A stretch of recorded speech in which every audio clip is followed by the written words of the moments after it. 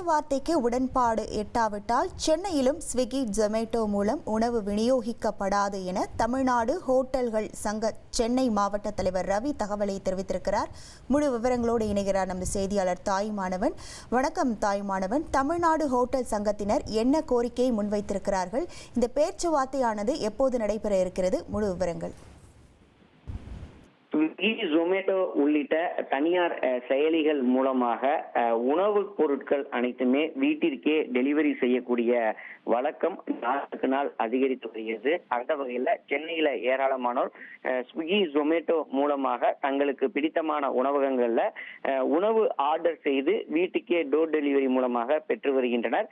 இந்த ஒரு நிலையில் தான் தற்போது தமிழ்நாடு ஹோட்டல்கள் சங்கத்தினுடைய சென்னை மாவட்ட தலைவர் ரவி தற்போது ஒரு புதிய தகவலை வெளியிட்டிருக்காரு. என்ன அப்படின்னு பார்த்தோம் என்றால், நாமக்கல் மாவட்டத்துல அண்மையில அந்த ஸ்விக்கி ஜொமேட்டோ உள்ளிட்ட உணவுப் பொருட்கள் டெலிவரி செய்வதன் மூலமாக என்பது கிடைக்கப்பெறவில்லை எனவும், தொடர்ந்து உணவகங்களுக்கு குறிப்பிட்ட அந்த தனியார் செயலி மூலமாக வழங்கப்பட வேண்டிய அந்த தொகை என்பது தாமாக வழங்கப்படுவதாக கூறி நாமக்கல் மாவட்டத்தில் இனி வரும் நாட்கள்ல ஸ்விக்கி ஜொமேட்டோ ஆகிய மூலமாக உணவுப் பொருட்கள் வீடுகளுக்கு டோர் டெலிவரி செய்ய போவதில்லை என அந்த மாவட்டத்தைச் சேர்ந்த ஓட்டல் உரிமையாளர்கள் ஒரு முடிவை எடுத்திருந்தாங்க.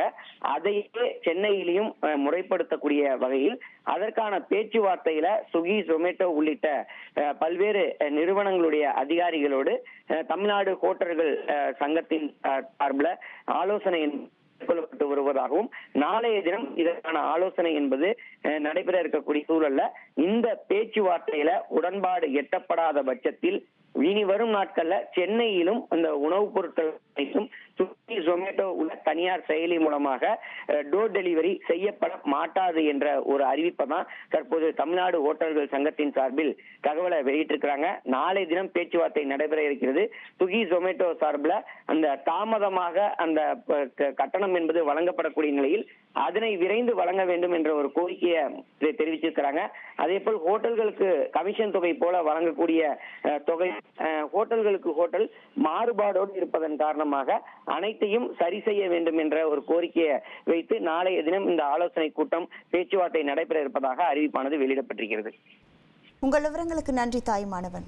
ட்ரெண்டை ஃப்ரெண்ட் ஆக்கிக்கோங்க. 2.5 கோடிக்கும் அதிகமான தந்தி டிவியின் சப்ஸ்கிரைபர்ஸ் அண்ட் ஃபாலோவர்ஸ் குடும்பத்துல நீங்களும் இணையுங்க.